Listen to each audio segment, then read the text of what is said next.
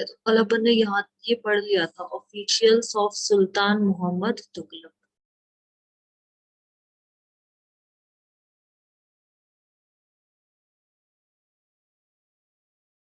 आज हमें यहाँ से पढ़ना है।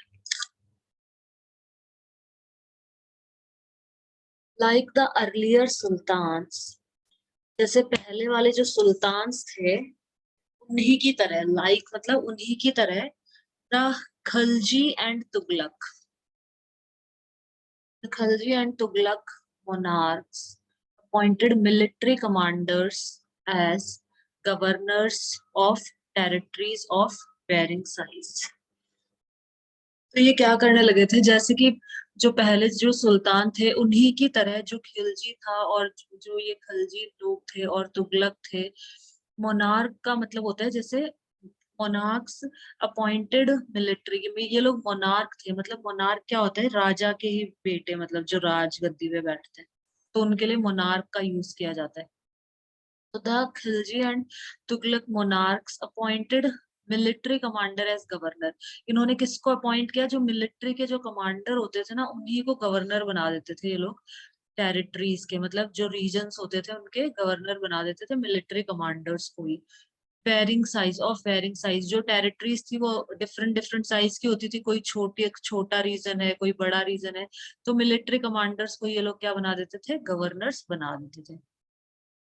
these lands or these lands were called Ikta and their holder was called Iktadar और मुक्ति। तो जो ये लैंड्स होती थी, जो ये लैंड्स होती थी जिनके जो मिलिट्री कमांडर है ना, मिलिट्री कमांडर्स गवर्नर बना रखे ना जिन लैंड्स का, तो जो ये लैंड्स होती थी इनको इक्ता कहा जाता था, इन लैंड्स को इक्ता कहा जाता था। And their holder was called, और जो इनके लैंड के जो होल्डर होते थे, मतलब लैंड को रखने वाले, जो लैंड को के होल्डर होते थे, जिनकी मतलब जमीनें। उनके खुद का क्या कह रहे हो? उनका उनका खुद का जो लैंड होता था। हाँ, जिनकी खुद की जमीन होती थी, तो उन उन इंसानों को क्या कहते थे, इक्तादर कहते थे या फिर मुक्ति कहते थे उन लोगों को, जिनकी जमीन होती थी खुद की। द ड्यूटी ऑफ द मुक्ति, इंग्लिश में मुक्ति कहते थे। बोलते थे, इंग्लिश में नहीं, ये पुराना इनका वर्ड है, जैसे मुक्ति इंग्लिश का नहीं कह सकते इसको, ये इनकी जो लैंग्वेज है उसी का वर्ड लिया है इन्होंने, जो लैंग्वेज यूज करते थे ना उसी का वर्ड है मुक्ति। The duty of the Muktis was to lead military campaigns and maintain law and order in their इक्ताज। तो क्या ड्यूटी थी, जो मुक्तिस थे इनकी ड्यूटी क्या क्या थी, was to lead military campaign, means ये मिलिट्री कैंपेन चलाते थे और लॉ और ऑर्डर मेंटेन करके रखते थे। इनकी जो इनकी जमीन होती थी ना, मतलब जैसे ये जो राजा होते थे खलजी तुगलक, इन्होंने जमीन अपॉइंट कर दी, जो मिलिट्री कमांडर इनको जमीन अपॉइंट करती थी, जमीन दे दी थी इनको, मतलब इनको गवर्नर बना दिया और इनको जमीनें देती थी कि यहाँ के तुम गवर्नर हो, इस जमीन की तुम देख रेख करोगे। तो ये लोग क्या करते थे अपनी जमीनों में, द ड्यूटी ऑफ मुक्तीज की क्या ड्यूटी होती थी, was to lead military campaign चलाते थे ये लोग, और लॉ और ऑर्डर मेंटेन करके रखते थे अपनी अपनी जमीनों में। जिस जिस जमीन का इनको वो होल्डर बनाया था ना कि तुम्हारी ये जमीन तुम्हारी है, तुम्हारी है, तो वहां पे ये लोग लॉ और ऑर्डर मेंटेन करके रखते थे, मतलब नियम कानून सब बना के और उस तरीके से पूरा चलता था इनका। तो लोग नियम, इनके नियम कानून के अंदर ही रहते थे। In exchange for their military services, the Muktis collected the revenues of their assignments as salary। तो ये मिलिट्री सर्विसेज जो ये देते थे, मतलब मिलिट्री सर्विस एक तरह से वही होगी सुरक्षा के लिए, तो मिलिट्री सर्विस देते थे, इसके एक्सचेंज में ये लोग क्या लेते थे, the muqtis collected the revenue, इसके एक्सचेंज में वो ये लोग पैसे ले लेते थे, मतलब रेवेन्यू। क्या कह रहे हो? Tax.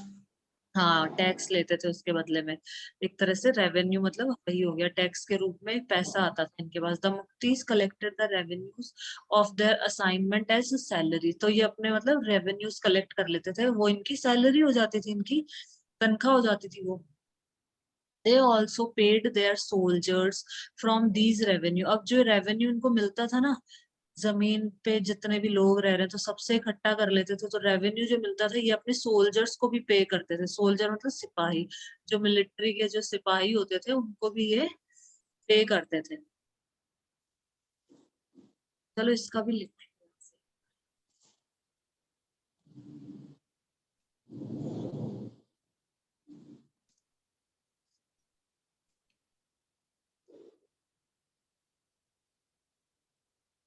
or armed force connected with the soldiers or the army, navy, etc. Military के अंदर देखो सैनिक का या सैन्य विषयक सैन्य, all man in that country have to do 2 years military service.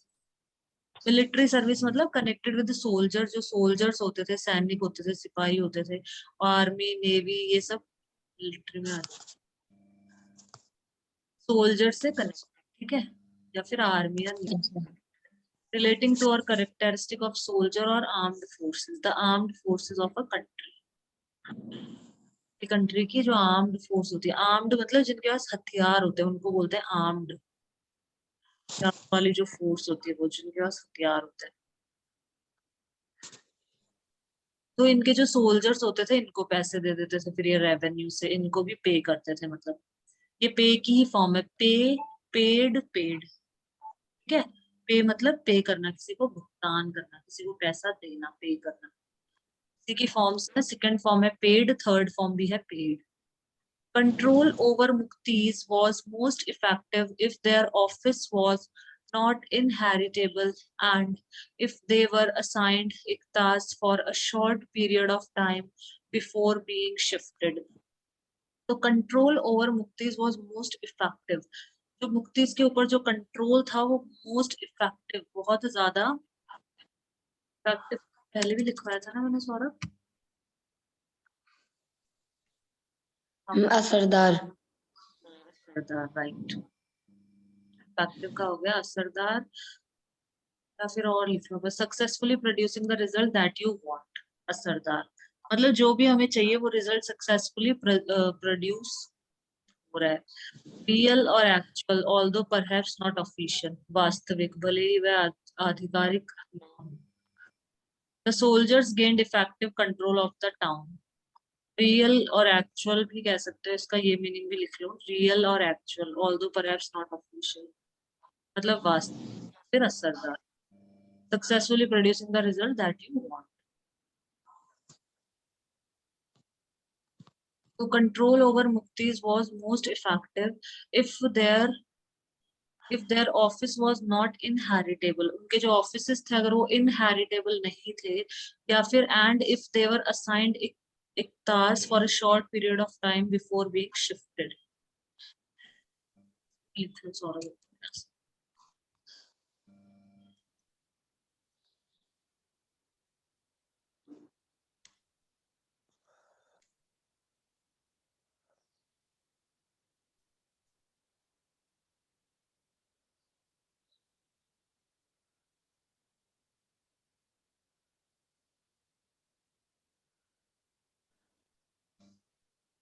Capable of being inherited. Inherit होना का मतलब होता है जैसे तो पेरेंट्स से इनहेरिट में आ जाए कोई भी चीज इनहेरिट, या फिर कोई प्रॉपर्टी उनको पेरेंट्स से मिली उसको भी इनहेरिट, अभी लिख लो, लिख लो। जैसे देखो रिसीव मनी, प्रॉपर्टी, टाइटल, ये दोनों चीजें इनहेरिट में आ जाती है। देखो to receive property, money etcetera from somebody who has died, एक तो इनहेरिट का मतलब ये हो गया मृतक की संपत्ति, धन आदि को उत्तराधिकार या विरासत के रूप में प्राप्त करना। जैसे आई inherited quite a lot of money from my mother, मेरी मदर से मुझे बहुत पैसा मतलब मिला। शी लेफ्ट मी, वो मेरे लिए इतना पैसा छोड़ गई जब वो मरी थी। She left me rupees 1,20,000 when she died, जब वो मरी थी तब वो मेरे लिए 1,20,000 रुपीज छोड़ गई थी। तो एक तो ये हो गया इनहेरिट, मतलब कोई प्रॉपर्टी रिसीव करना, कोई प्रॉपर्टी मिल जाना, जैसे दादाजी अगर खत्म हो गए तो दादा की प्रॉपर्टी किसको मिलेगी, बेटे को मिलेगी। तो प्रॉपर्टी या फिर दादाजी जो पैसा छोड़ गए, मनी, वो सब। To receive a quality, characteristic etcetera from your parents और फैमिली। और एक इनहेरिट का मतलब होता है कोई भी क्वालिटी, कोई भी गुण या फिर कोई भी कैरेक्टरिस्टिक मतलब विशेषता वो अपने पेरेंट्स से रिसीव करना, माता पिता या परिवार के गुणों को प्राप्त करना विरासत के रूप में। She has inherited her father's gift for languages. Inherit मतलब एक तरह से होता है विरासत कहते हैं हिंदी में, या फिर रिसीव करना। इनहेरिट मीन्स रिसीव करना। तो अपने वाले में यही है, इनहेरिट मीन्स रिसीव करना एक तरह से। तो यहाँ पे क्या है, control over muqtis was most effective if their offices was not inheritable and if they were assigned iqtas for a short period of time before being shifted. तो मुक्तिज जो होते थे इनके ऊपर जो कंट्रोल था वो मतलब एक तरह से इफेक्टिव होता था, बहुत ही असरदार होता था। अगर इफ देयर सपोज उनके ऑफिसेज इनहेरिटेबल है, उनके ऑफिसेज और जो उनको जमीन दी गई है वो भी थोड़े टाइम के बाद शिफ्ट हो जाएगी, तो मुक्ति से मतलब एक तरह से जो भी हिसाब किताब है वो मुक्ति से कर सकते हैं, ये कहना चाह रहे हैं। मतलब कंट्रोल इनके ऊपर इफेक्टिव होता था मुक्तिज के ऊपर। Control over muqtis was most effective if their offices was not inheritable and if they were assigned iqtas for a short period of time before being shifted. These harsh conditions of service were rigorously imposed during the reigns of Alauddin Khilji and Muhammad Tughlaq. Harsh conditions मतलब tough conditions के लिए use किया गया है यहाँ पे।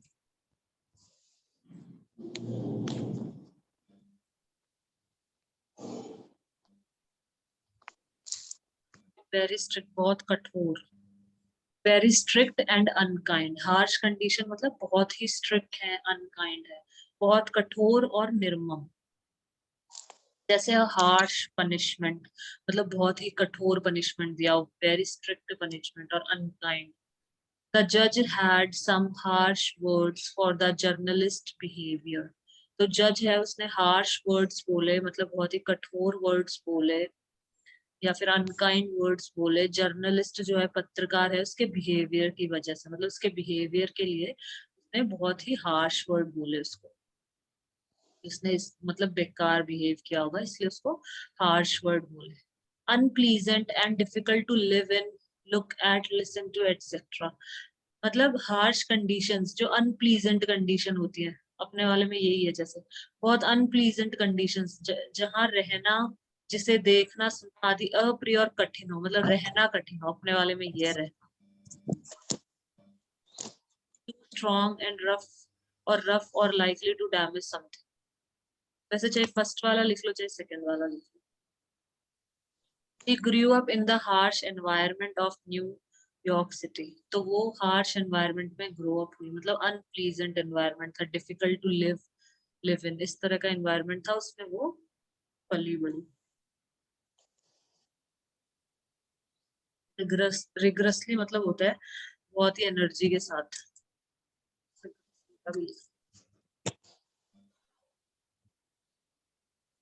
जोशीले ढंग से, जैसे done very carefully and with great attention to details.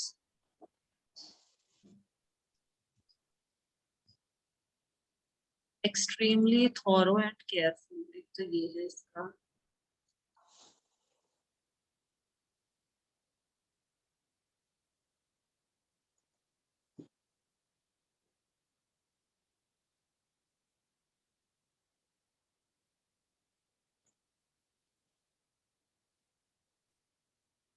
Done very carefully and with great attention to detail. बहुत सावधानी और बारीकी से किया गया, अपना वैसे यही है। Rigorous tests are carried out on the drinking water. Drinking water पे rigorous test किया गया, मतलब done very carefully और with great attention to details. बहुत सावधानी और बारीकी से किया गया, यही लिख लो फॉर्म।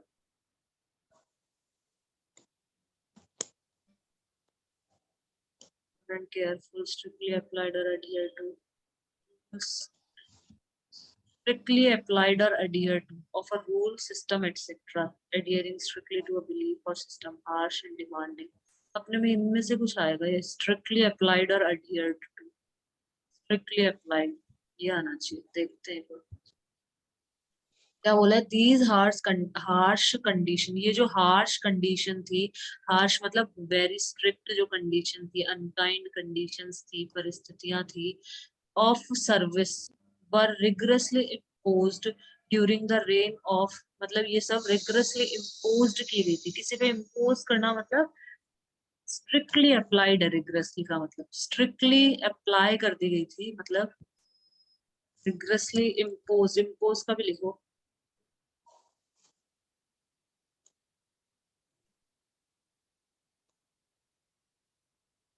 कोई जैसे फैसला थोप देना, इम्पोज का ये होता है। ये देखो, to make a law, rule, opinion etcetera be accepted by using your power और अथॉरिटी। अपनी शक्ति या अधिकार के बल पर कानून, नियम आदि को मनवाना, थोपना, आरोपित करना। टू आस्क और expect somebody to do something that may cause extra work or trouble, किसी पर काम या परेशानी का अतिरिक्त बोझ लादना। इम्पोज करना मतलब एक तरह से वही फोर्स, मतलब आप उनको काम करवाना, कोई force on someone, an unwelcome decision और रूलिंग, मतलब एक तरह से फोर्स ऑन समवन, ये लिख लो इसका। इम्पोज कर देना मतलब उस पे एक तरह से ये कर देना कि ये तुम्हें करना ही है। फोर्स ऑन समवन लिख लो, वो वाला ठीक था, क्योंकि अपने में रहेगा। देखो क्या बोला है यहाँ पे, दीज हार्श कंडीशंस, ये जो हार्श कंडीशंस थी, स्ट्रिक्ट और अनकाइंड कंडीशंस थी सर्विसेज की, वो रिगरसली इम्पोज, ये मतलब फोर्सफुली उन पे इम्पोज कर दी गई थी during the rain of Alauddin Khilji और मोहम्मद तुगलक के शासन में। रेन मतलब उनके राज में, इस इनके शासन में। Accountants were appointed by the state to check the amount of revenue collected by the मुक्तीज। अब मुक्तीज के ऊपर भी देखो अकाउंटेंट होते थे, मुक्तीज के ऊपर अकाउंटेंट को, और मुक्तीज को भी ऐसा नहीं होता था कि एक लैंड दे दी तो वो बस उसी लैंड के मालिक रहेंगे, नहीं, उनको शिफ्ट भी कर दिया जाता था, शिफ्टिंग भी हो जाती थी उनकी। तो जो मुक्तीस थे इनके ऊपर होते थे अकाउंटेंट। अकाउंटेंट का क्या काम होता था, accountants were appointed by the state, जो स्टेट होता था, जो राज्य होता था, वो इसको अकाउंटेंट को अपॉइंट करता था, नियुक्त करता था। किस लिए, इसका काम क्या होता था, to check the amount of revenue, कि कितना रेवेन्यू कलेक्ट किया है मुक्तीज ने। मुक्तीज के द्वारा जो रेवेन्यू कलेक्ट किया जाता था, उसका अमाउंट का वो लेखा जोखा रखना कि इस मुक्तीज ने और इस वाली लैंड से इतना रेवेन्यू कलेक्ट किया है। इस वाले मुक्तीज का नाम मतलब इस मुक्ति ने इस लैंड से, जिसका भी जिस जिस लैंड का वो होल्डर होता था, उस लैंड का नाम और रेवेन्यू इतना कलेक्ट किया है। इस तरह से ये लोग रिकॉर्ड रखते थे अकाउंटेंट्स। तो accountants were appointed by the state, state के द्वारा अकाउंटेंट्स को अपॉइंट किया जाता था, नियुक्त किया जाता था, to check the amount of revenue collected by the muqtis, मुक्तीज के द्वारा जो रेवेन्यू कलेक्ट होता था उस अमाउंट का चेक रखने के लिए, एक तरह से मतलब उस पे वो रखने के लिए कि हाँ कितना इसने अमाउंट कलेक्ट किया है। Care was taken that the Mukti collected only the taxes prescribed by the state and that he kept the required number of soldiers. तो ये ध्यान रखा जाता था, care was taken that the mukti collected only the taxes prescribed by the state, कि ये ध्यान रखा जाता था कि जो मुक्तीज हैं वो सिर्फ वही टैक्स कलेक्ट कर रहे हैं जो स्टेट ने प्रेस्क्राइब्ड किए हैं। जैसे स्टेट ने बोला है कि इस चीज पे टैक्स लेना है, स्टेट ने कुछ टैक्सेस प्रेस्क्राइब कर दिए होंगे कि आपको इस चीज पे टैक्स लेना है और इन चीजों पे टैक्स नहीं लेना। जैसे कोई एक जगह से दूसरी जगह जाए तो टैक्स नहीं लेना, इनके जो भी इन्होंने रूल बना रखे थे कि किस किस पे लेना है और किस किस पे नहीं लेना। तो ये भी ध्यान रखा जाता था कि मुक्ति मतलब सही चीजों पे तो टैक्स ले रहा है ना, कहीं और दूसरी तरफ से तो कमाई नहीं कर रहा, क्योंकि स्टेट को तो वो वही टैक्स देगा जो स्टेट ने बताया कि इन पे टैक्स लेना है। मुक्ति अपना कोई एक्स्ट्रा टैक्स ले रहा है किन्हीं लोगों से, तो वो तो उसका खुद का प्रॉफिट हो गया ना। तो एक तरह से ये ध्यान रखा जाता था कि मुक्ति collected only the taxes prescribed by the state, जो स्टेट ने टैक्सेस प्रेस्क्राइब्ड किए हैं, बताए हैं, उन्हीं वही टैक्सेस कलेक्ट कर रहा है ना मुक्ति। And that he kept the required number of soldiers, और जो सोल्जर्स जितने बोले गए कि इस जमीन के लिए इतने सोल्जर बहुत है, इस जमीन की सुरक्षा के लिए, तो ये उतने ही सोल्जर्स को मतलब रख रहा है ना, ज्यादा तो सोल्जर्स ही रख रहा है। आगे As the Delhi sultans brought the hinterland of the cities under their control, जब दिल्ली सुल्तान जो ये hinterlands थी इनको भी अपने कंट्रोल में ले आए थे cities, hinterland मतलब जो सिटी के आसपास का जो एरिया था और जो पोर्ट थे, तो दिल्ली सुल्तान इन सबको भी अपने मतलब कंट्रोल में इसने ले लिए थे, अधिकार में ले लिए थे इनको भी। दे फोर्स्ड द लैंडेड चिeftains, तो ये लैंडेड चिeftains कौन है, जिनकी जमीन होती थी खुद की, तो ये किसको फोर्स करते थे, जो दिल्ली के सुल्तान थे लैंडेड चिeftains को फोर्स करते थे। द समानता एरिस्टोक्रेट, मतलब एरिस्टोक्रेट वही हो गए जो हाई नोबल क्लास के लोग हैं, हाई सोशल क्लास के जो लोग होते हैं उनके लिए यूज किया जाता है। तो लैंडेड चिeftain जिनको समानता एरिस्टोक्रेट भी बोला जाता था, एंड रिच लैंडलॉर्ड, मतलब ये सब इन सब के बारे में बता रखा है इसने। लैंडेड चिeftain, समानता एरिस्टोक्रेट मतलब, और रिच लैंडलॉर्ड्स। लैंडलॉर्ड मतलब होता है मकान का मालिक, लैंड मतलब जमीन, लॉर्ड मतलब उसका मालिक। तो रिच लैंडलॉर्ड जो अमीर अमीर जो मकान मालिक होते थे जिनकी जमीनें होती थी, टू एक्सेप्ट देयर अथॉरिटी, तो ये क्या करता था, उनको फोर्स करता था टू एक्सेप्ट देयर अथॉरिटी, कि इनकी अथॉरिटी में आ जाए, मतलब इनका जो वो है ना, अथॉरिटी मतलब होती है अधिकार एक तरह से, किसी भी चीज के लिए अथॉरिटी, तो इनकी अथॉरिटी को एक्सेप्ट करें, मतलब एक तरह से इनके कंट्रोल में आ जाए, ये कहना चाह रहे हैं। As the Delhi sultan brought the hinterland of the cities under their control, hinterland को इन्होंने अपने कंट्रोल में ले लिया था, तो they force the landed chieftains, समानता aristocrats and rich landlords to accept their authority, तो इन्होंने फोर्स किया इनको कि हमारी अथॉरिटी को एक्सेप्ट कर लो, स्वीकार कर लो। Under Alauddin Khilji the state brought the assessment and collection of land revenue under its own control, assessment का भी लिखा।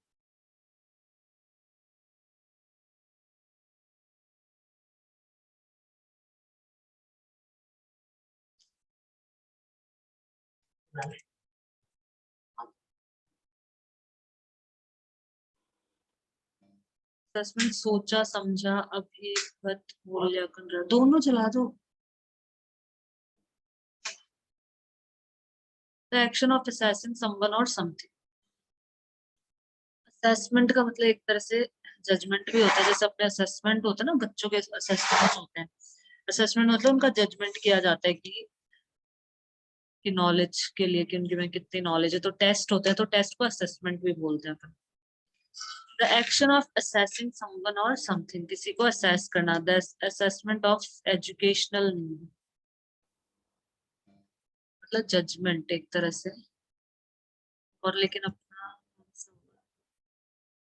सोचा समझा मूल्यांकन करना या राय।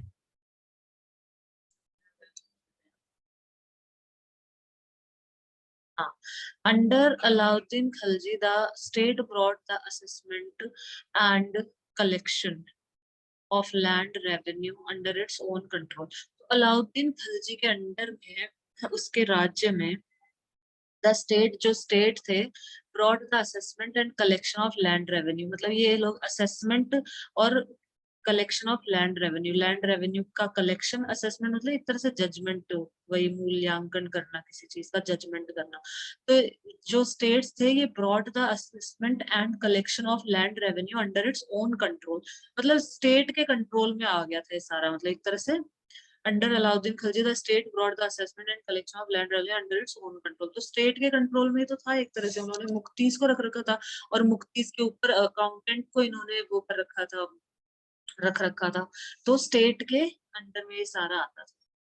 The rights of the local chieftains to levy tax were cancelled and they were also forced to pay taxes, जो levy tax होते थे, इसका भी लिखो।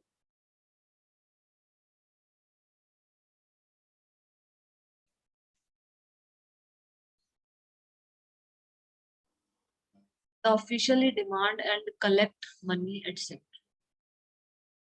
कानूनी तौर पर धन की मांग करना और जमा करना, कानूनी उगाही करना, to officially demand और collect money,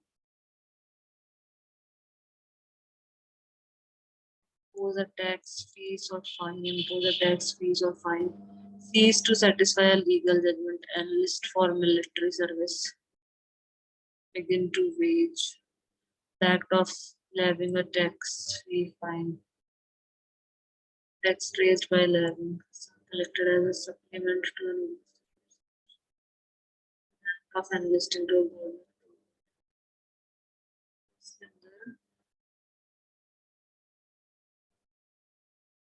officially demand and collect money etcetera, कानूनी तौर पर धन की मांग करना और जमा करना, ना कानूनी उगाही देना।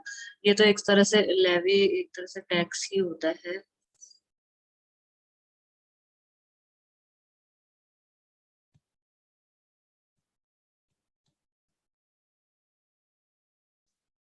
अपने में क्या लिखा है इसने यहाँ पे?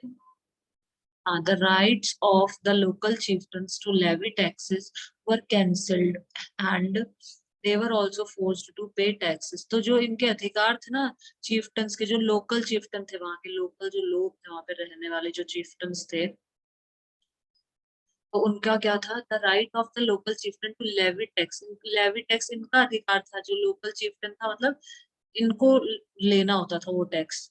लेवी टैक्स ये लोग लेते थे, तो लेकिन इसको कैंसिल कर दिया गया। And they were also forced to pay tax, और उनको भी फोर्स किया गया कि तुम भी टैक्स पे करो। देखो, the rights of the local chieftains to levy tax, levy tax इनका अधिकार था, तो उसको कैंसिल कर दिया और इनको भी फोर्स किया गया कि तुम लोगों को भी टैक्स देना पड़ेगा। The Sultan's administrator measured the land and kept careful accounts। जो सुल्तान का जो एडमिनिस्ट्रेटर थे, सुल्तान एडमिनिस्ट्रेटर मतलब जो कंट्रोल करते थे और मैनेज करते थे, जो वो लोग थे, तो वो क्या करते थे? मेजर्ड द लैंड, लैंड को मेजर करना, उसको मतलब नापना जमीन को। एंड केप्ट केयरफुल अकाउंट, और केयरफुल अकाउंट रखना, सावधानी से, मतलब पूरा जो भी अकाउंट होता था पूरा रखते थे। इस जमीन को, ये इतने मीटर की जमीन है और इसमें से इतना टैक्स आएगा, ये मतलब इस तरह से पूरा रखते थे हिसाब। Some of the old chieftains and landlords served the sultanate as revenue collectors and assessors। तो कुछ जो ओल्ड chieftains थे और जो लैंडलॉर्ड थे, मतलब इन्होंने एक तरह से सर्व्ड करना, मतलब ये एक तरह से ये काम करने लग गए। इसका सर्व्ड द सल्तनत को इन्होंने सर्व किया एज रेवेन्यू कलेक्टर, मतलब ये रेवेन्यू कलेक्टर के रूप में काम करने लगे, उनको सर्व करने लगे। सर्व करना मतलब किसी को भी एक तरह से सेवा करना, तो ये रेवेन्यू कलेक्टर के रूप में सल्तनत की ही मतलब सेवा करने लगे, या एक तरह से जॉब करने लगे, ये भी कह सकते। एंड असेसर्स का भी।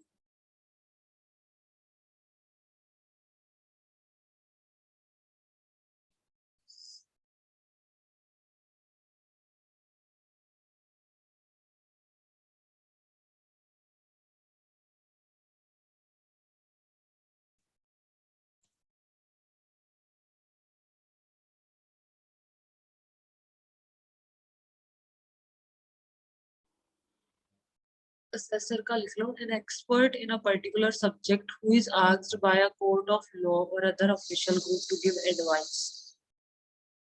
न्यायालय या अन्य समिति को परामर्श देने वाला विशेषज्ञ, परामर्शदाता, विशेषज्ञ एक तरह से।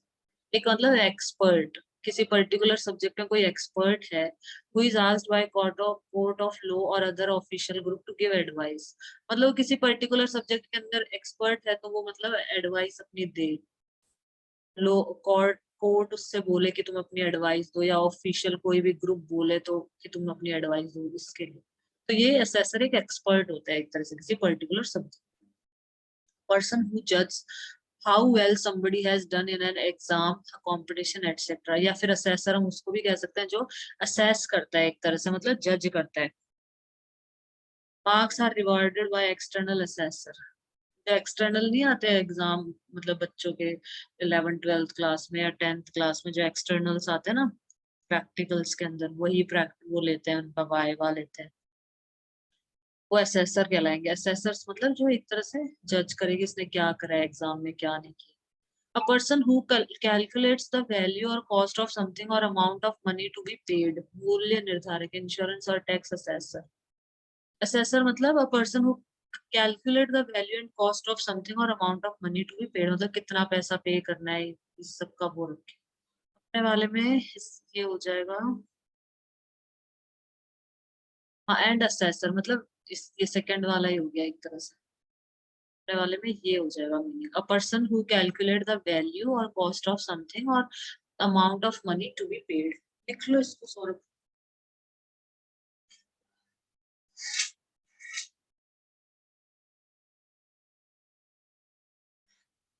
आगे चलते हैं।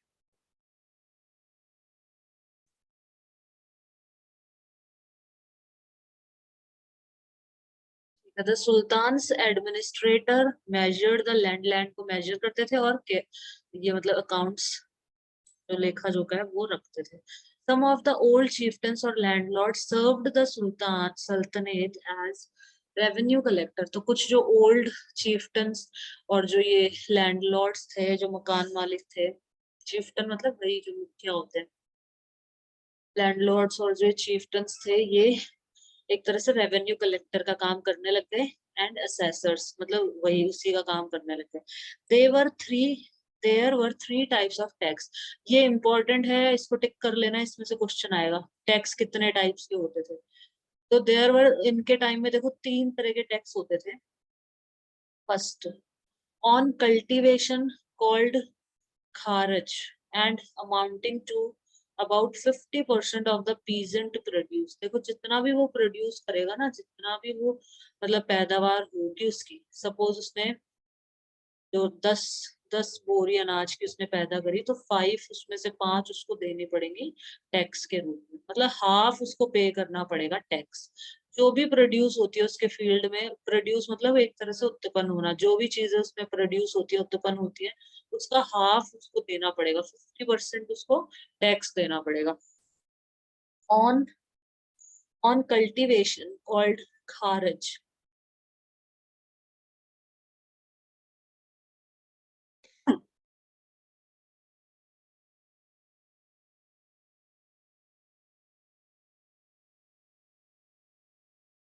कल्टीवेशन मतलब खेती करना होता है, खेती या फिर जुताई करना। The action of cultivating land or state of being cultivated। Grow करना, रेस करना, rear, farming, culture, planting, sowing. ठीक है। द प्रोसेस ऑफ ट्राइंग और टू एक्वायर और डेवलप अ क्वालिटी और स्किल। कल्टीवेशन मतलब हो गया अपना खेती करना। तो जो ये कल्टीवेशन करते थे, ऑन कल्टीवेशन खेती कॉल्ड खारज, उसको खारज कहा जाता था, and amounting to about 50% of the peasants. Peasant मतलब फार्मर, फार्मर का जो प्रोड्यूस होगा, जो भी वो पैदा करेगा, उसका 50% उसको टैक्स देना पड़ेगा।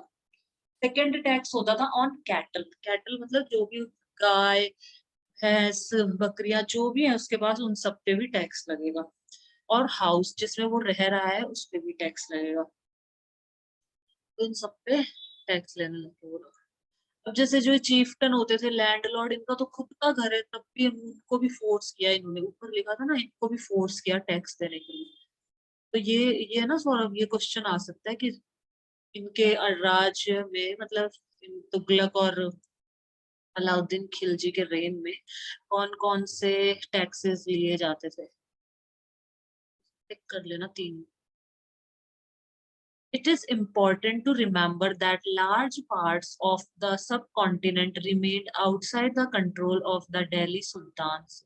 It is important to remember that large part of subcontinent का जो बड़ा हिस्सा था, large part था, वो remained outside the control of Delhi Sultan के control से, मतलब वो बाहर था, बड़ा हिस्सा बाहर था दिल्ली सुल्तान के कंट्रोल से।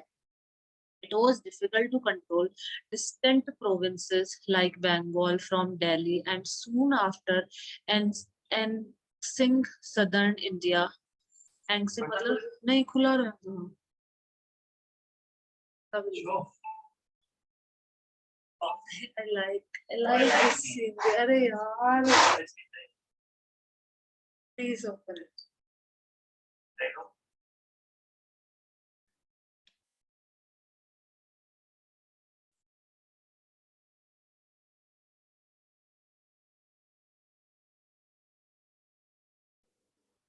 To take control of another country or region by force। अन्य देश पर बलपूर्वक अधिकार कर लेना। जैसे इन्होंने साउथ सदर्न इंडिया पे करा था ना, अपनी मिलिट्रीज भेज के, और वहां पे उन्होंने अपना अधिकार कर लिया था। तो एनेक्स, एनेक्स का मतलब लिख लो Saurabh, to take control of another country और रीजन बाय फोर्स। किसी दूसरी कंट्री पे या किसी रीजन, कोई क्षेत्र पे बलपूर्वक अधिकार कर लेना, अन्य देश पर बलपूर्वक अधिकार कर लेना।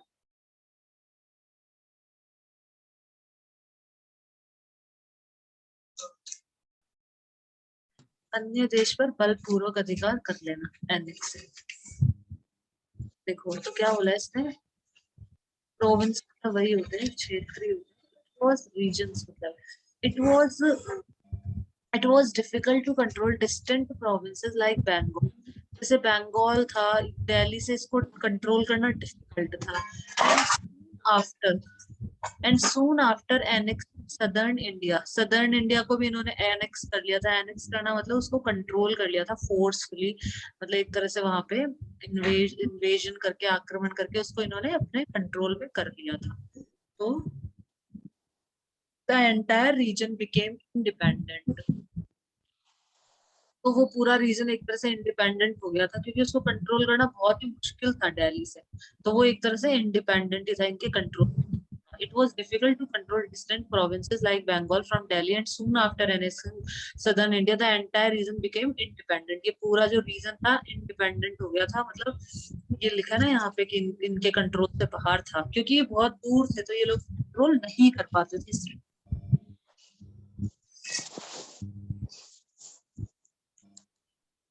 तो अपन आगे चलते हैं। Even in the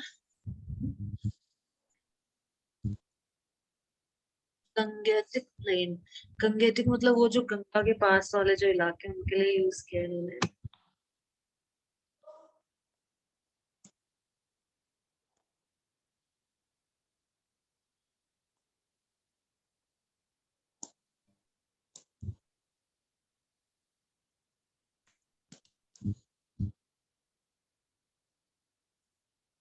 related to और bordering the Ganga, Ganga river के उस पास आसपास के इलाकों के लिए बोला है, ठीक है। गंजेटिक, ये लोग इंग्लिश में लोग गंजेस बोलते हैं इसको, गंजेस रिवर। अपना जो गंगे बोलते हैं ना, अपन गंगे बोलते हैं, गंगा रिवर, गंगे रिवर, ऐसे बोलते हैं ना गंगे, हर हर गंगे, ऐसे गंगे बोलते हैं ना अपन। और जैसे मैंने इनकी एक डॉक्यूमेंट्री देखी थी तो उसमें इन लोगों ने गंजेस बोल रखा था रिवर को, गंजेस रिवर। अभी इन्होंने गंजेटिक लिखा है। और अपना इंडिया, तो आगे बढ़ते हैं। Gangetic Plain. Even in the Gangetic Plain, there were forests. There were forested areas. जो Gangetic Plains थे, मतलब जो गंगा रिवर के आसपास के जो इलाके थे, वहां पे भी फॉरेस्ट था। There were forested area. तो वहां पे forested area था। That Sultanate forces could not penetrate. तो मतलब एक तरह से सल्तनत का जो फोर्स था, मतलब वहां पे उन एरियाज पे, मतलब वहां पे नहीं लागू था। पेनिट्रेट होना मतलब कहीं भी किसी भी घुस जाना, पेनिट्रेशन इसको बोलते हैं।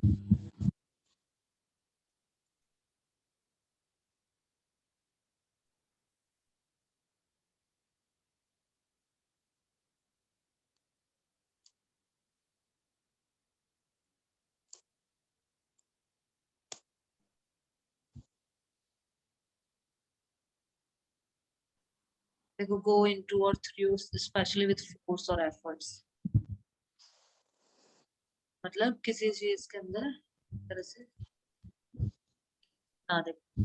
to go through or into something, especially when this is difficult, किसी वस्तु में विशेषतः कठिनाई से भीतर जाना, भेदना या घुसना। The knife penetrated 10 centimeters into his chest. जो नाइफ है वो उसकी चेस्ट में एक तरह से घुस गया 10 सेंटीमीटर अंदर तक। पेनिट्रेट मतलब किसी के भीतर जाना, भेदना, घुसना, कठिनाई से, किसी वस्तु का किसी वस्तु में कठिनाई से उसके भीतर चले जाना या घुसना, उसको पेनिट्रेशन बोलते हैं। To manage to understand something difficult, किसी कठिन वस्तु को समझने का प्रयास करना। अपना तो फर्स्ट वाला ये, कठिन वस्तु को समझने का प्रयास करना। टू बी अंडरस्टूड, और समझ या जानने में आने वाला, तो अपना फर्स्ट वाला है।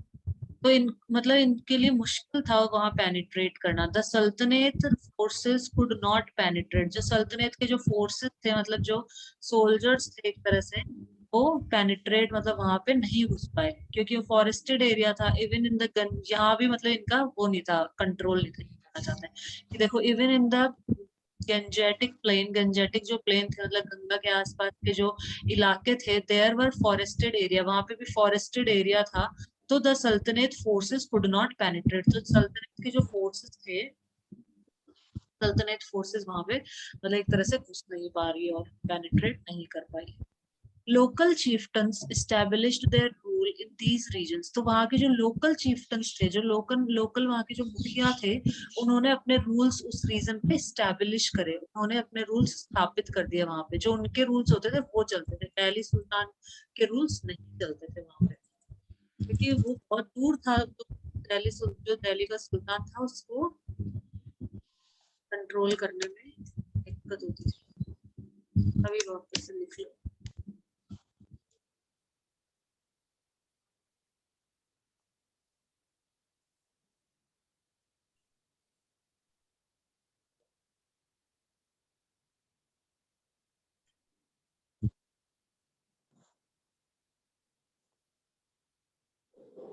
कबीले का सरदार, द लीडर ऑफ अ, मुखिया सरदार कुछ भी कह सकते हैं, ठीक है, तो वहां का सरदार, चीफ्टन मतलब सरदार, तो जो सरदार था वही अपने रूल्स लगा, लोकल चिफ्टन्स थे वहां के जो established their rule in these region, establish कर देना मतलब वहां पे अपने रीजन को, वो अपने रूल्स को स्थापित कर देना, establish.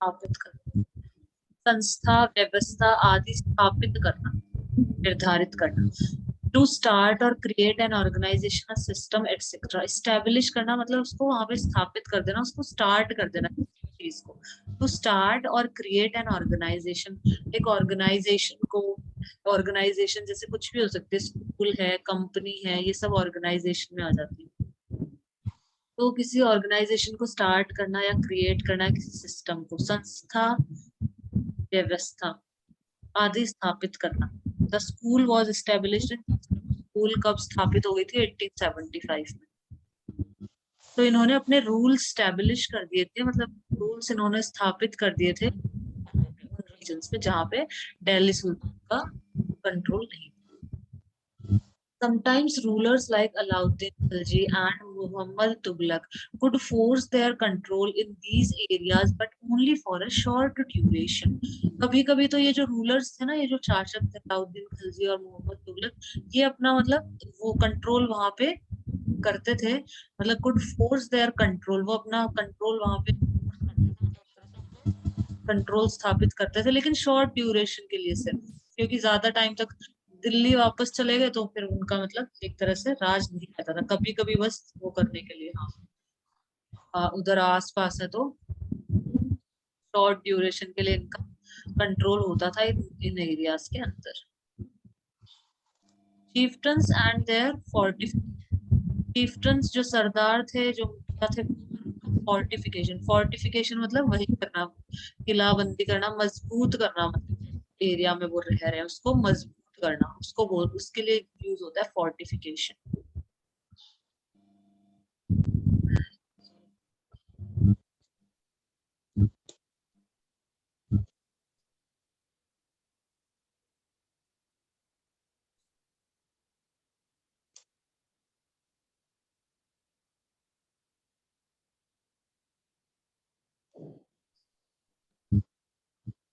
chieftains and their fortifications. Ibn Battuta, a 14th century traveler from Africa, explained the chieftains sometime. तो ये नाम है इसका, इब्न बतूता नाम है, मोरक्को से आया है ये, अफ्रीका से। इब्न बतूता अ 14th सेंचुरी ट्रैवलर, ये एक ट्रैवलर है, ट्रैवलर मतलब यात्री जो यात्रा करते हैं, जैसे इंडिया घूमने आ गए, वहां घूमने चले गए, तो ये एक ट्रैवलर है, ये एक यात्री है, कहाँ से है, ये मोरक्को से है, अफ्रीका के अंदर है मोरक्को, वहां से है ये Ibn Battuta. Explained that chieftains that chieftain sometimes fortified them. तो ये explain कर रहा है, ये बता रहा है कि जो chieftains हैं, जो मुखिया है, वो sometimes मतलब कभी कभी क्या करते हैं, fortified themselves in mountain, ये खुद को mountains के अंदर मतलब fortified करते हैं, in rocky uneven and rugged places as well as in bamboo groves.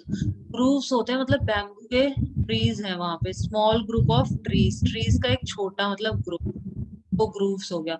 तो ये लोग कहाँ, जो चीफ्टन से ये अपने आप को कहाँ पे फोर्टिफाइड करते हैं, मतलब फोर्टिफाइड, और यहाँ से वापस किलाबंदी भी होता है, और देख रहे थे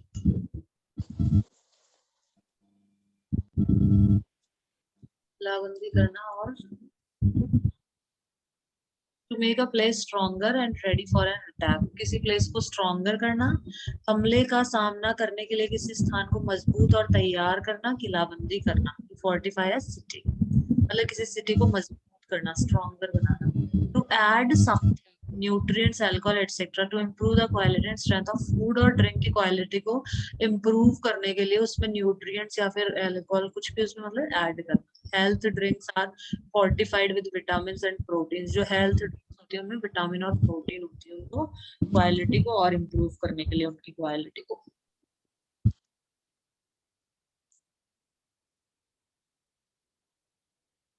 तो ये क्या एक्सप्लेन कर रहा है, explain that chieftains sometimes fortified themselves in mountain, तो ये लोग अपने जो chieftains थे, ये खुद को मतलब एक तरह से माउंटेन्स में फोर्टिफाइड करते थे, कभी ये लोग रॉक की जमीन पे रहते थे, पथरीली जमीन पे, अनइवन जमीन, अनइवन हो गई मतलब बड़खाबड़ ऐसी जमीन जो से समतल एक जैसी नहीं हो जाए। rugged places as well as in bamboo groves, bamboo groves मतलब वही पेड़ों झुंड एक तरह से, तो बैम्बू के जो पेड़ थे उनका, बैम्बू के इन इंडिया, तो ये चिeftains अपने आप को यहाँ फोर्टिफाइड करते थे, तो यहाँ ये लोग रहते थे। इन India the bamboo is not hollow, it is big, its several part are so intertwined that even fire cannot affect them, and they are on the whole very intertwined का भी लिख लो।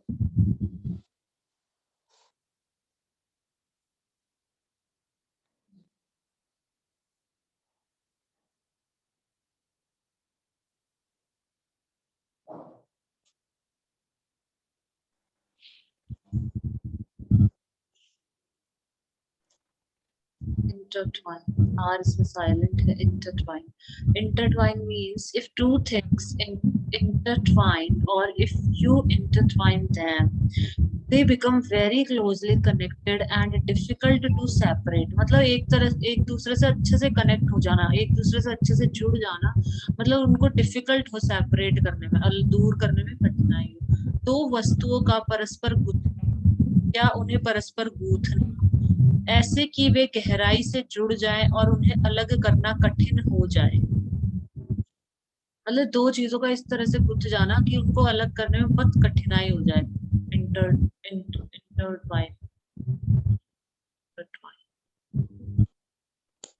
इंटरट्वाइन, इसमें आर साइलेंट है Saurabh, intertwine है इसका pronunciation. देखो, twist and twine together, a net made of cotton intertwined with other connect or link closely.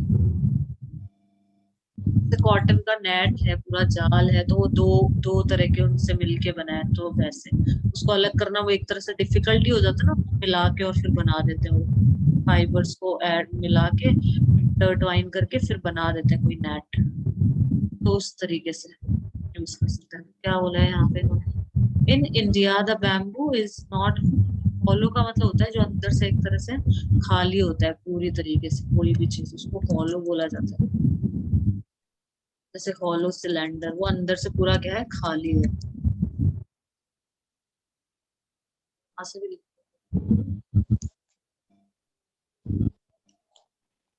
खोखला जैसे, विद अ होल और एम्प्टी स्पेस इनसाइड, अंदर से खाली पूरा खोखला, hollow ट्री। तो जो बैम्बू की जो तुमने बैम्बू की जो लकड़ियां होती है अंदर से हॉलो होती है, हॉलो देखी ना बैम्बू स्टिक, लेकिन ये वाली जो कह रहा है ये इसके लिए जो बात कर रहे हैं वो हॉलो नहीं है। ठीक है, तो आगे बढ़ते हैं।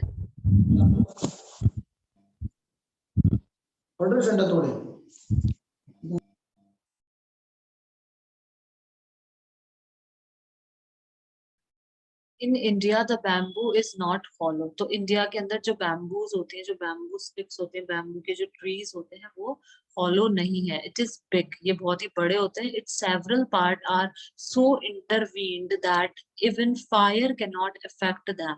इसके जो सेवरल पार्ट्स होते हैं वो इस तरह से इंटरवीन्ड होते हैं, आपस में ऐसे गुथे हुए होते हैं, मतलब कि फायर भी इनको अफेक्ट नहीं कर सकती, फायर का भी इन पे प्रभाव नहीं पड़ता। And they are on the whole very strong, मतलब ये बहुत ही स्ट्रॉन्ग होते हैं जो बैम्बू के जो ट्रीज होते हैं। में बैम्बू ट्रीज को क्या बोलते हैं? बैम्बू को हिंदी में बोलते हैं बांस। बांस का जो पेड़ होता है ना, बांस, ठीक है, इंग्लिश में बैम्बू बोलते हैं, हिंदी में बांस बोलते हैं। A tall tropical plant of the grass family. अभी मैं तुमको चलो इमेज भी दिखा दूंगी, अगर यहाँ पे अपन ने ओपन ही कर लिया तो इमेज भी मैं शो करूँ। A tall tropical plant of the grass family, young bamboo plants can be eaten and the hard part of the plant are used for making furniture. Bamboo plants पांडा को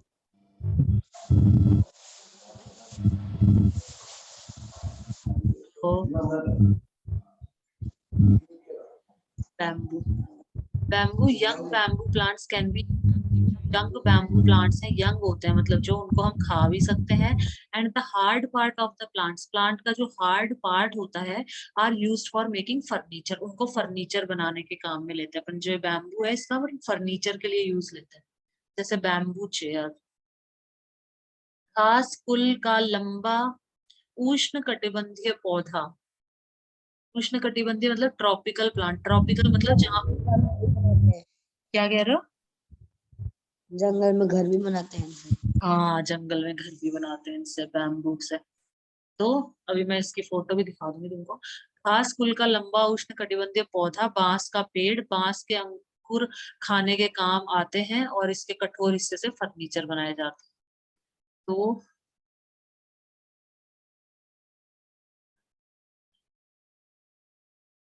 डालना पड़ेगा bag. ये देखो, ये bamboo sticks होती है, बांस के पेड़ होते हैं ये इस तरह के पेड़ होते हैं, तो इनसे फर्नीचर बनाते हैं। ठीक है, अब कहाँ थे अपन? आज अपन ये पढ़ेंगे पूरा। हाँ, यहाँ तक पढ़ लेते हैं,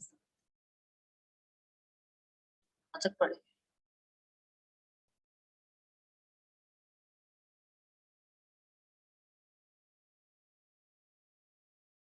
हाँ, तो ये पूरा पढ़ लिया ना। In India the bamboo is not hollow. India के अंदर जो बैम्बू होते हैं वो होलो नहीं होते। होलो मतलब अंदर से खोखले भी देखे होंगे ना तुमने बैम्बू वाले, तो ये होलो नहीं होते। It is big, it's several parts are so intertwined. इसके सेवरल पार्ट्स ऐसे इंटरवीन्ड होते हैं, आपस में ऐसे गुथे हुए होते हैं कि दैट फायर भी उनको अफेक्ट नहीं कर सकती। And they are on the whole very strong, और ये बहुत ही स्ट्रॉन्ग होते हैं। The chieftains live in these forest. Chieftains जो होते हैं वो इन्हीं फॉरेस्ट में रहते हैं, which serve them as ramparts inside which are their cattle and their crops. का भी लिखो, रैम्पार्ट्स का भी।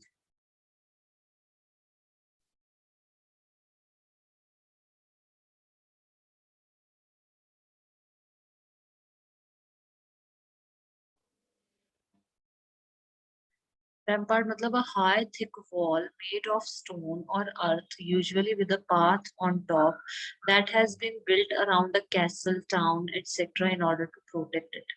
महल, किला, शहर आदि की सुरक्षा के लिए, कोई महल है, किला है या फिर कोई शहर है, उसकी सुरक्षा के लिए पत्थर या मिट्टी की बनी दीवार, परकोटा, चारों ओर, चारों ओर। जैसे महल है तो महल के चारों ओर एक दीवार बना देते हैं, जैसे स्कूल नहीं होती है, स्कूल की बिल्डिंग, स्कूल है फिर प्ले ग्राउंड होता है, फिर उसके चारों तरफ एक दीवार बना देते हैं ना, उसके लिए बोला जाता है रैम्पार्ट। रैम्पार्ट मतलब चारों, महल, किला, शहर आदि की सुरक्षा के लिए पत्थर या मिट्टी की बनी दीवार, चारों ओर। जैसे अपने स्कूल का उसको समझ लो, जो स्कूल का अपना जो बाउंड्री होती है ना, पूरी स्कूल है पूरी, और फिर प्ले ग्राउंड है, और फिर बाउंड्री होती है स्कूल की, तो बाउंड्री को हम रैम्पार्ट बोलते हैं। देखो, हाई थिक वॉल, हाई मतलब ऊंची होगी और बहुत ही मोटी दीवार होगी, मेड ऑफ स्टोन की बनी होगी या अर्थ मतलब मिट्टी की बनी होगी, usually with a path on top, और उसके टॉप पर पाथ भी होता है ताकि सैनिक क्या है, घूमते रहते हैं ना। अरे रुको एक मिनट, फोन को चार्ज में लगा देते हैं।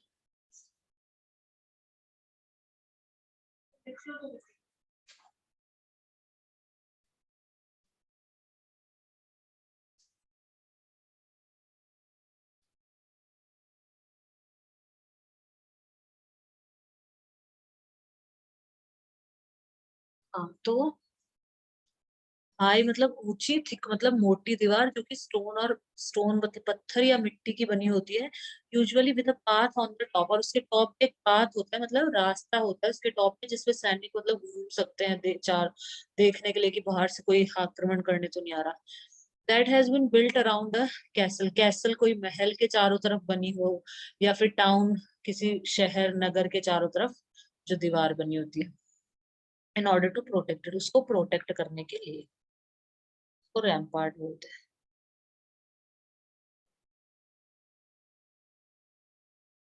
The chieftains live in these forests which serve them as ramparts. तो जो chieftain थे वो इन forest के अंदर रहते थे, which serve them as ramparts, inside which are their cattle and their crops. और इन forest के अंदर ही इनकी जो cattle गाय होती थी और इनकी जो फसलें होती थी, forest में ही करते थे मतलब ये सब। There is also water for them within, और वहां पे पानी भी होता था, that is rain water which collects there. जो रेन का जो पानी होता था वो कलेक्ट ये लोग कर लेते थे, या फिर वहां हो जाता था, पॉन्ड बना लेते ना, तालाब बना लेते से। तो hence hence they cannot be subdued except by powerful armies. इस यहाँ तक ही पढ़ेंगे आज अपन, सबड्यूड का भी लिखो।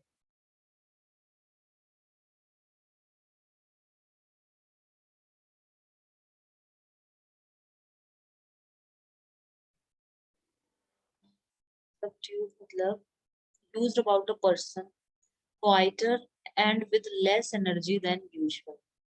व्यक्ति अभिभूत, शांत तथा सामान्य से कम ऊर्जा सहित, शांत तथा सामान्य से कम ऊर्जा।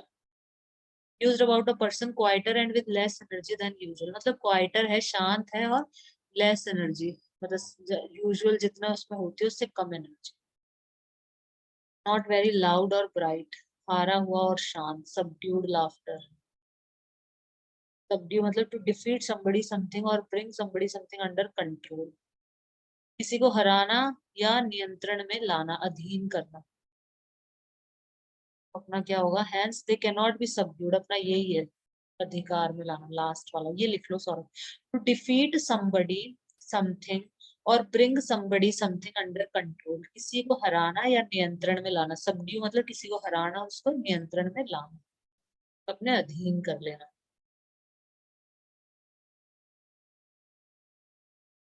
Hence they cannot be subdued except by powerful armies। तो इनको कोई सबड्यू नहीं कर सकता था, कोई हरा नहीं सकता था, जंगल में रहते थे, जो पावरफुल आर्मीज हैं उनके अलावा इनको कोई भी सबड्यूड नहीं कर सकता था, हरा नहीं सकता था। Who entering their who entering their forest cut down the bamboos with specially prepared instruments, except by our powerful armies who entering these forests। वो पावरफुल आर्मीज के सिर्फ पावरफुल आर्मीज के अलावा इनको कोई और नहीं हरा सकता था। पावरफुल आर्मीज जैसे कभी फॉरेस्ट के अंदर एंटर कर गई पेड़ का बैम्बूज काटने के लिए, cut down the bamboos with specially prepared instrument, तो इनके अलावा और कोई नहीं हरा सकता था। Describe the ways in which the chieftains arranged for their defense। तो वो तरीके बताओ जिन चिफ्टन जिनसे अपने डिफेंस मतलब खुद का डिफेंस करना, खुद के बचाव के लिए इन्होंने क्या अरेंजमेंट्स कर रखे थे। तो ये लोग यहाँ जंगलों में रहते थे, पहाड़ों में चले जाते थे, रॉकिया निविन ऐसे ऐसी जगह पे लोग रहते थे। रक्त का भी लिख लो बस, ये लास्ट, आगे का कल पढ़ेंगे।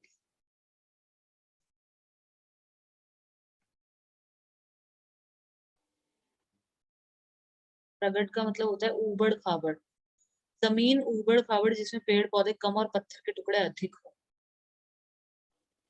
रगड़, रगड़ बोलते इसको, रगड़। Used about land rough with a lot of rocks and not many plants, मतलब rough land जिसके अंदर rocks हो, बहुत सारे पत्थर हो और plants कम हो।